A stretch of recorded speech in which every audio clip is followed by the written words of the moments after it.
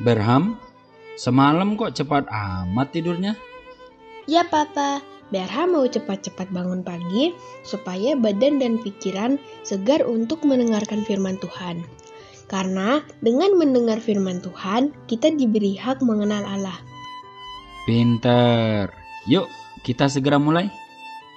Hari ini belajar tentang berbagi beban yang diambil dari Bilangan pasal 11 ayat 16 sampai 17 dan ayat 24 sampai 30.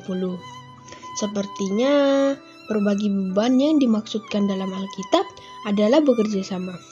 Wah, menyenangkan bukan jika di antara kita saling membantu, khususnya saat kita dalam kesulitan atau membantu orang yang mengalami bahaya. Mari kita simak, apakah benar seperti itu? Shalom anak-anak semua. Yuk kita sama-sama tundukkan kepala, kita berdoa. Bapa dalam sorga, kami berterima kasih. Tuhan, sungguh kami berbahagia karena Tuhan senantiasa peduli atas hidup kami. Sekalipun kami dalam keadaan lemah, Tuhan tidak meninggalkan kami, tetapi Tuhan terus boleh menopang dan menguatkan kami. Tuhan, sebentar kami akan belajar kebenaran firman-Mu, tolonglah kami. Sehingga firman Tuhan itu boleh menuntun hidup kami untuk kami dapat hidup sesuai dengan kehendak Tuhan. Dalam nama Tuhan Yesus kami berdoa. Amin. Anak-anak sekalian, ketika Musa menghadapi dan mengetahui perbuatan dosa orang-orang Israel, yaitu menolak manna yang Tuhan berikan dengan cara bersungut-sungut dan menangis di hadapan Tuhan meminta daging. Maka Musa melihat hal ini sebagai sesuatu yang sangat menekan di dalam hidupnya. Dan sampai-sampai Musa merasa tidak lagi mampu untuk memimpin bangsa Israel yang merupakan bangsa yang tegar tengkuk, bebal, suka memberontak kepada Tuhan. Hal ini sangat wajar karena Musa mengerjakan segala sesuatunya dengan seorang diri, sedangkan beban yang dipercayakan Tuhan kepada Musa sangatlah berat. Bahkan ketika menghadapi hal ini, Musa sempat berkata kepada Tuhan, "Jikalau engkau tetap menyuruh aku untuk memimpin bangsa Israel ini, dan kiranya belas kasihan-Mu itu melimpah padaku, bunuhlah aku sekarang, daripada aku melihat malapetaka atas diriku." Ini adalah sesuatu hal yang wajar. Karena Musa adalah manusia yang mempunyai kekuatan yang terbatas. Dan Musa juga adalah manusia yang berdosa. Anak-anak sekalian, tetapi Tuhan yang melihat kelemahan Musa ini tidak membiarkan Musa jatuh di dalam kelemahannya. Atas kasih dan anugerahnya, Tuhan menjawab persoalan hidup Musa. Bagaimanakah cara Tuhan menjawabnya? Tuhan memerintahkan kepada Musa untuk memilih 70 orang tua-tua bangsa Israel. Dan ketika semua orang yang dipilih oleh Musa itu terkumpulkan, maka Tuhan memerintahkan untuk membawa ke-70 orang itu ke kemah pertemuan. Ketika tua-tua itu sudah berkumpul di kemah pertemuan, maka Allah hadir dalam awan. Maka Allah mengambil sebagian roh Allah yang ada dalam diri Musa. Nah, sampai di sini Bapak akan jelaskan kepada kalian. Kalau sampai Allah memberikan rohnya, yang disebut roh Allah, roh kudus kepada seseorang, biasanya orang tersebut dipakai untuk menjalankan tugas yang Tuhan perintahkan kepadanya. Seperti tadi dikatakan, ketika Musa menghadapi tekanan, maka Tuhan memberikan jalan keluar. Dan kepada ke-70 orang tua-tua itu, roh Allah itu juga dibagi-bagikan. Artinya bahwa ke-70 orang tua-tua ini mempunyai tugas seperti seorang nabi. Dia mempunyai tugas untuk bersama-sama menanggung beban daripada orang-orang Israel. Anak-anak sekalian, ternyata yang hadir di dalam kemah pertemuan itu 68 orang. Ternyata yang dua, yaitu Eldad dan Medad, sedang berada di kemah tempat dia tinggal. Dan kedua orang ini juga dipenuhi dengan roh Allah.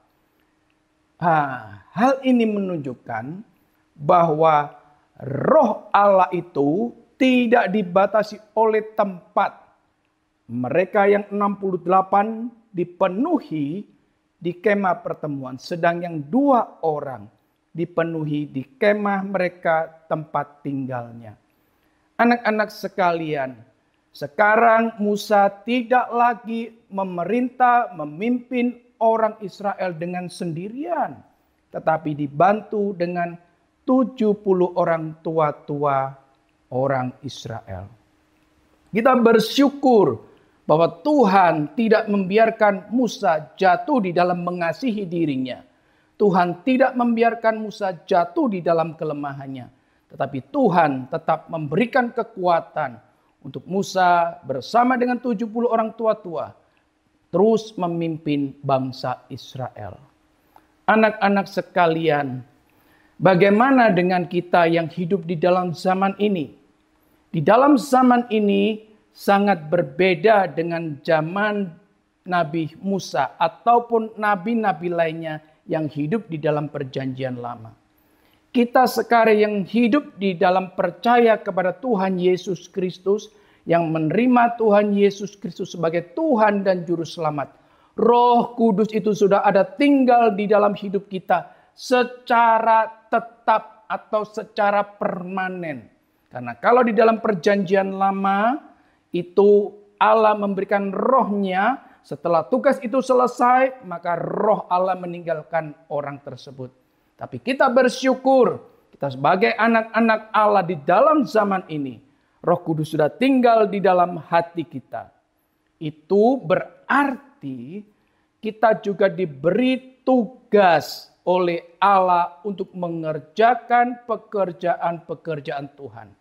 Apakah pekerjaan itu? Kita diberikan pekerjaan yaitu membangun tubuh Kristus. Sekaligus juga berarti membangun kerajaan Allah yang ada di muka bumi.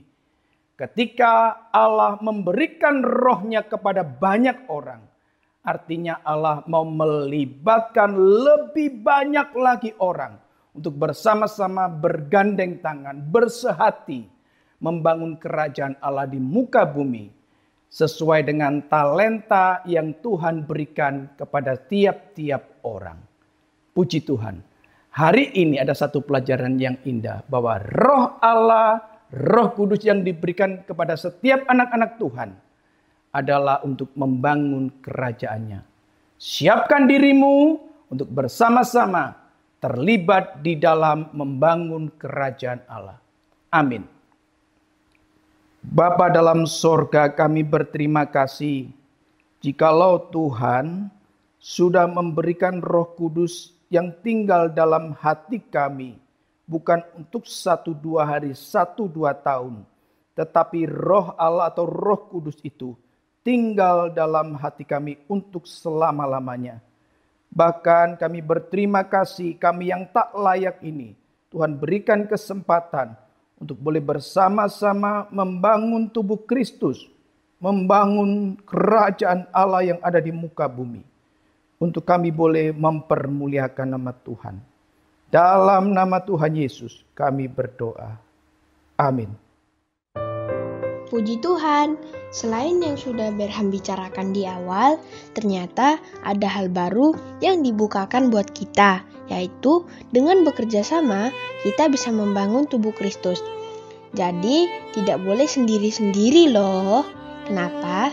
Karena melalui talenta yang berbeda atau terkadang melalui konflik, kita bisa lebih dipakai Tuhan. Besok, kita akan merenungkan sekali lagi tentang kasih setia Allah yang ajaib, tertulis dalam Bilangan pasal 11. Berham berharap teman-teman sudah baca baik-baik sebelumnya, supaya kita lebih mengerti apa yang disampaikan esok hari. Sampai jumpa, dadah!